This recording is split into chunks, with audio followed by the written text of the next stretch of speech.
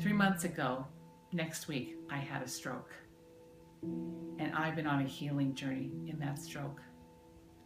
I went to the emergency room, was put in a bed, and I could not walk. My right leg from hip down to toe was unable to move. I moved from a bed to a wheelchair, from a wheelchair to rehab. And in rehab, I was told by my physical therapist, "You're going to walk," which seemed impossible. The first time I wiggled toes and moved a towel on the floor was amazing. But I believed in those therapists that I would walk.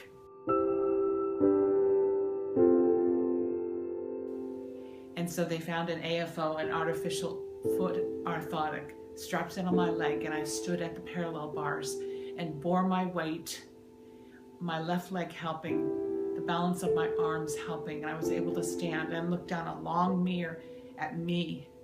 I didn't look anything like me in that mirror. She was crooked, she couldn't stand up straight. It didn't look like me, but my therapist believed I would walk. And after exercise, and this right leg being able to move, the ankle being able to move and step, I began to then move down a hallway from the gym with a walker. The walker was odd. It was this metal thing that I was surrounded in, but it gave me balance, gave me something to hold on to. And there was a person with a gait belt, my therapist, beside me as I walked. And there was someone behind me with the wheelchair in case I fell back. And I would step forward with the walker and I'd step, walker, step. Someone beside me going, "Pick up that leg, pick up that leg, pick up that leg, you can do it." I remember that hallway was so long. Somebody said, one of the therapists said, it's probably the length of a football field, close to the length of a football field. There was some measurement that they had figured out, and they had marks on the wall that would tell you how many steps you'd gone or how many feet you'd gone. Definite marks that told how many feet people had traveled. And so from one doorway all the way to the other doorway was a certain amount of feet. And it was a long hallway, a really long hallway, because right in the middle was a nursing station. And once I passed that nursing station, every time I went past the nurses, I would say, I'm walking. And they would say, "Hi, Melea, keep going. And I would walk past the resting area where people sat and talked and waited to see other patients, I'm sure, friends and family. And I remember going past that place one time and past this giant fish tank, and I kept walking all the way to the other door, which was an emergency door. And I remember somebody telling me, "Don't go up, that'll make the buzzer go off." I made it all the way to the other end of the hall, a football field. Goal, made it. The first 100 steps was a miracle. We celebrated 100 steps. And then finally I was walking down that hall and back to the gym. And that was amazing. An AFO was fitted for my right leg, and I began to wear that every time I went to the gym. I had to wear it because it gave strength to that right leg. It was just learning to walk.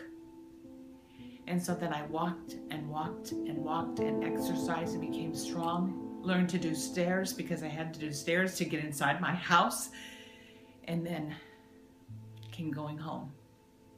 And that was really scary, to go home, back to where things would never be the same again, but back home to family and relationships and life again. It was very scary. I remember crying the first night with my husband, just because I'd never been here for 5.5 weeks. I hadn't been home, and it felt so scary to be home finally. And then my physical therapist came to meet with me, Sylvia, and she was a hard woman. There was no with Sylvia. You were gonna do it. And she believed I could walk as well, that I was gonna be walking by the time she finished with me. And so she exercised me, and she said, "You know what? We don't need this AFO anymore. I think you need to go without it and let your leg become stronger."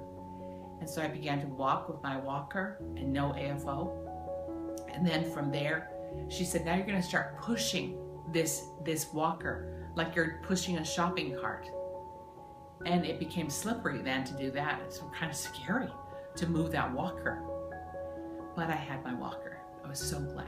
And she continued to walk with me with the gate around my belt, the belt to hold me up, keep me safe. And then I started doing the next thing. The next thing was I was going to start using a cane, a 4-pronged cane.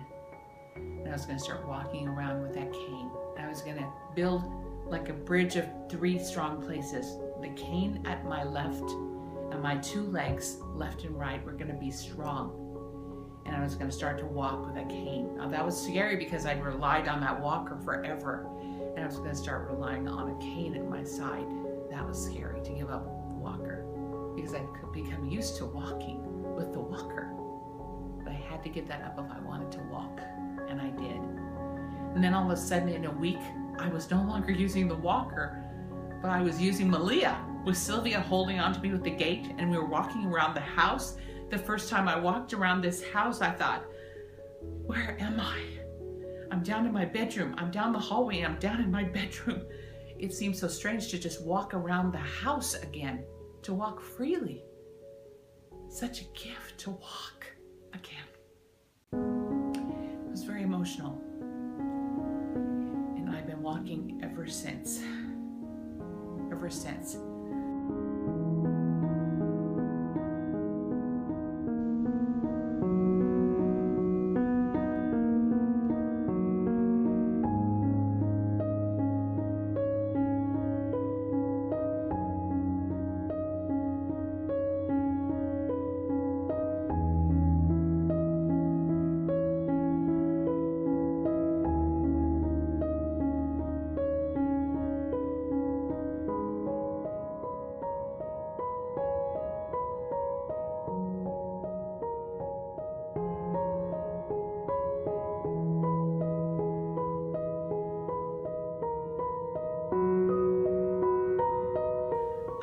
My last time walking with Sylvia, my physical therapist, we walked outside. And we walked up and down the steps and up and down little hillsides here at the house. And it was raining and the ground was full of dirt and slippery.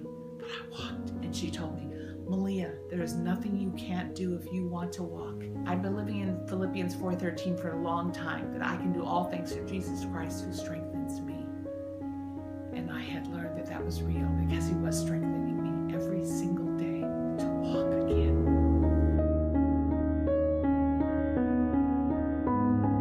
So I am wondering if the healing journey I've been on is anything like the healing journey you've been on in No Longer Bound. Such a gift to walk. And Fawn, during the time that you need people walking with you, they were there during No Longer Bound. And at the time I couldn't be there fully for you because I was in rehab, my friend Allison, your friend Allison, came alongside and prayed for you as well. I think God had that in mind all along, that you'd be prayed for by 2 women of God who loved you and knew where you were walking. So we've been praying for you and caring for you in this way. And I believe you can do all things through Jesus Christ who strengthens you too. He will do it. He will continue to work the work in Fawn and bring the story home where she is healed and whole and at peace with her story. It will take time. I was in No Longer Bound for 13 weeks like you. And for a year, it's interesting that it's been a year since I was in No Longer Bound for that 13 weeks. But I had no idea that this story of healing was coming to my life. And I think so much of what happened in No Longer Bound prepared me to walk in this healing, to be brave enough to know I could do it. I could be healed through Jesus. He would be a strength that I didn't have. He would help me to say yes when I wanted to say no, when I wanted to stop, when I wanted to become lazy, like I saw people becoming lazy in therapy, because it was just hard work. Healing is hard work sometimes, but God is in it every step of the way because he already knew this story. We were going to have a story of healing in our lives. And he was going to be there in the story. He was never going to leave us, ever. That's who he is. He's an awesome God, and he will not let you go. You're his, Fawn, and he is forever yours. So God bless you as you continue to walk. Now that it's all over, just stay upright, stay balanced. Take whoever you need to go with you in the healing process. Don't be afraid. Don't be afraid to ask someone to be there. And someday when it's just hard and difficult and painful, say, come alongside me. I need you today. Don't be ashamed ever of asking someone to come alongside. Ever. We need each other. And that's how we can do it. By letting people come alongside of us and holding the gate belt so we can walk.